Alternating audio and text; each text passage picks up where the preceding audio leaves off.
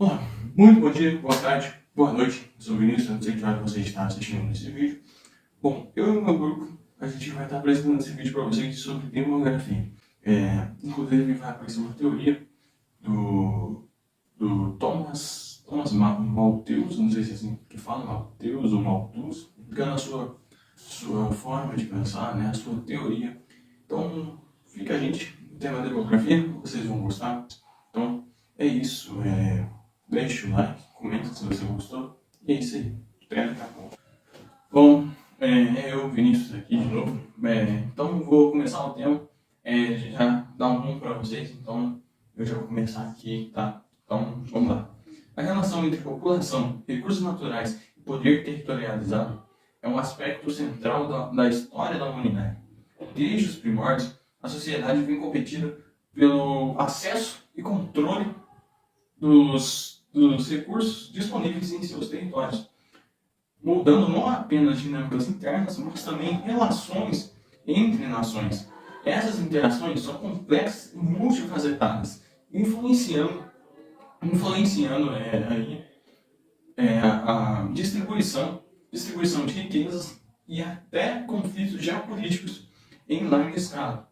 Então é importante, crucial a gente entender a gente compreender essa triade para podermos analisarmos os desafios contemporâneos e podermos desenvolvermos estratégias, vamos falar, sustentáveis, né? Estratégias sustentáveis, ideias sustentáveis para as próximas gerações, né? Então, é isso. Bom dia, meu nome é Lavínia e eu vou falar um pouco sobre quem foi Thomas Malthus. Bom, Thomas Malthus nasceu dia 13 de fevereiro de 1766 em Surrey, na Inglaterra. Ele fez a Universidade de Cambridge, onde ele se destacava em ciências naturais e matemática. Após a sua universidade, ele se graduou-se, mas ele seguiu o caminho de clero, o clero anglicano, né? Onde ele se tornou um marcante e forte ministro e professor. Inclusive, foi durante seu trabalho pastoral que ele começou a desenvolver suas teorias sobre população e economia. Com o decorrer do tempo, Malthus ele continuou a revisar suas ideias, suas teorias, incorporando novas evidências, expandindo ainda mais suas teorias, estudando suas teorias, respondendo às críticas dos seus contemporâneos. Quanto mais o tempo passava, mais ele focava e crescia nas suas teorias e nos seus estudos. Malthus ele faleceu em 1834, deixando assim seu forte e marcado legado como um dos pioneiros principais, um dos maiores e principais pioneiros do pensamento econômico e demográfico.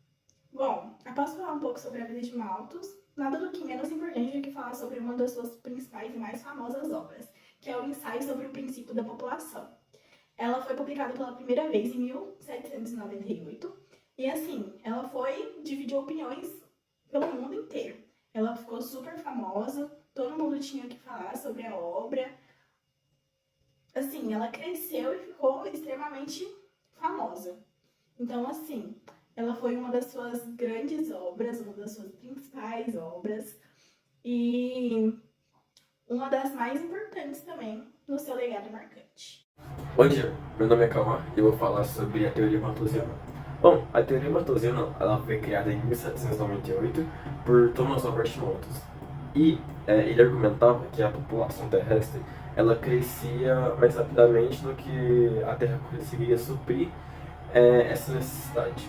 Então, ele defendia o controle populacional. Só que a população não gostou muito disso, porque a população começou a falar que ele era um cara pessimista e cruel. Ela possuía como medida abstinência sexual, casamento tardio. Ela também possuía outras medidas como fome, etc., para controlar a população. Só que isso gerou um debate muito grande, só que eu não vou aprofundar muito nisso, porque eu vou deixar isso para outra pessoa falar. Mas, resumidamente, é isso. Bom dia, eu sou o Cauê. Eu vou apresentar o contra-argumento da teoria malthusiana. Apesar da sua influência duradoura até os dias de hoje, os críticos apontam várias falhas em suas premissas e conclusões. Uma das críticas mais importantes é a falta de consideração dada às inovações tecnológicas e às mudanças sociais, que podem alterar significativamente a relação entre a população e os recursos. Ao longo da história, a gente vê vários avanços na agricultura, na medicina, na tecnologia, que aumentam a capacidade de produção de alimentos e melhoram as condições de vida, contrariando as previsões sombrias de Malthus. Além disso, a teoria malthusiana tende a simplificar demais a causa de fome e de pobreza, atribuídos exclusivamente ao crescimento populacional descontrolado.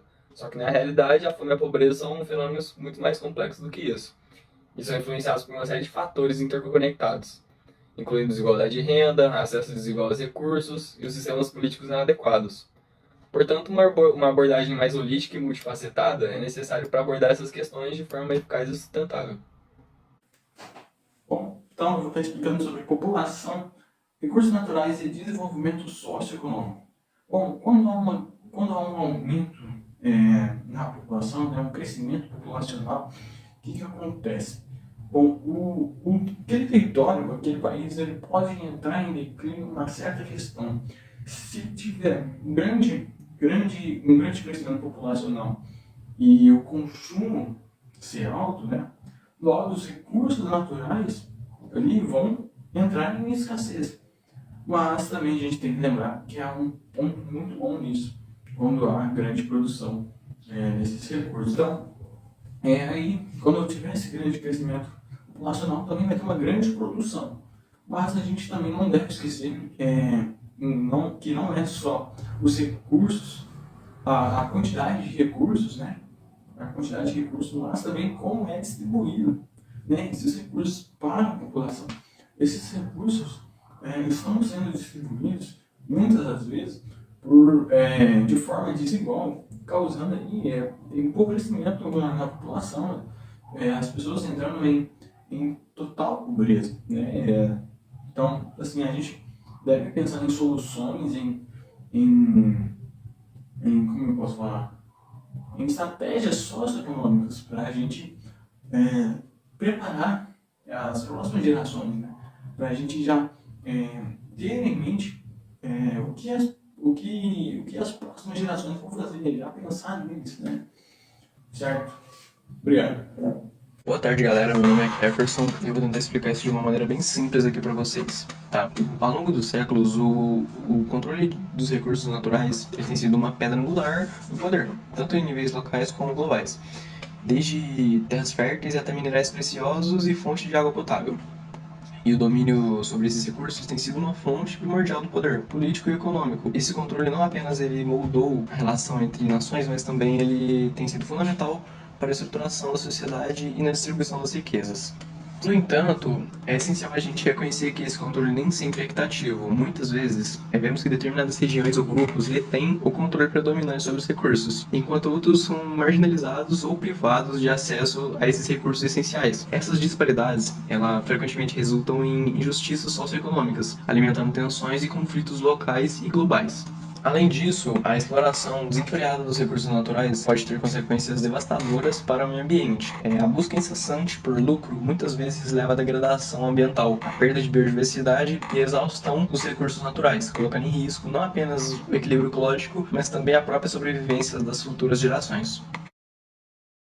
Portanto, é imperativo repensar nossas abordagens em relação ao poder territorializado e ao controle de recursos. Nós temos que buscar formas mais equitativas e sustentáveis de gerir esses recursos preciosos, promovendo a cooperação internacional, a justiça social e a preservação ambiental. Somente assim, dessa maneira, a gente pode construir um futuro mais justo, próspero e sustentável para todos os habitantes e os próximos que ainda terão, consequentemente, na Terra. E é isso, galera. Essa foi a minha parte. Muito obrigado pela atenção de vocês. É isso aí. Bom dia para quem está na escola. Boa tarde, boa noite. É isso. Oi, meu nome é Giovanni e eu vou estar falando dos desafios contemporâneos e a teoria malthusiana. Nos dias de hoje, enfrentamos uma série de desafios globais que ecoam as preocupações levantadas por Malthus. As mudanças climáticas, a degradação ambiental e a escassez de recursos naturais representam ameaças significativas à segurança alimentar, à saúde pública e à estabilidade geopolítica. Embora a teoria malthusiana possa oferecer ideias valiosas sobre os limites de crescimento populacional, é importante reconhecer suas limitações em face da complexidade dos desafios contemporâneos.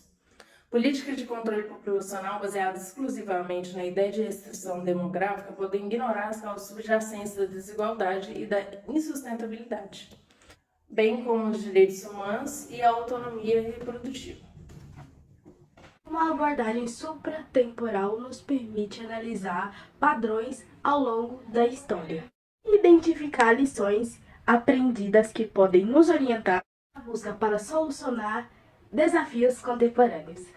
Ao estudar o crescimento de ciclos populacionais, crise de recursos e mudanças socioeconômicas ao longo do século, podemos desenvolver uma compreensão nas profundas dinâmicas complexas que mudam o nosso mundo. No entanto, é importante evitar determinismo histórico e reconhecer a singularidade de cada contexto histórico e cultural. Adaptamos as abordagens nas necessidades específicas de cada comunidade e região. Oi de novo, eu vou estar falando agora das estratégias de abordagem e soluções sustentáveis. Diante dos desafios apresentados pela teoria malthusiana e pelas realidades contemporâneas, é imperativo adotarmos abordagens integradas e soluções sustentáveis. Isso inclui investimentos em educação, saúde e planejamento familiar, visando capacitar indivíduos e comunidades a tomar decisões informadas sobre sua reprodução. Além disso, devemos promover práticas agrícolas sustentáveis, proteger os ecossistemas naturais e fortalecer instituições para garantir uma distribuição equitativa e justa dos recursos. Ao priorizarmos a sustentabilidade ambiental e a justiça social, podemos construir um futuro mais resiliente e inclusivo para todos os habitantes do nosso planeta.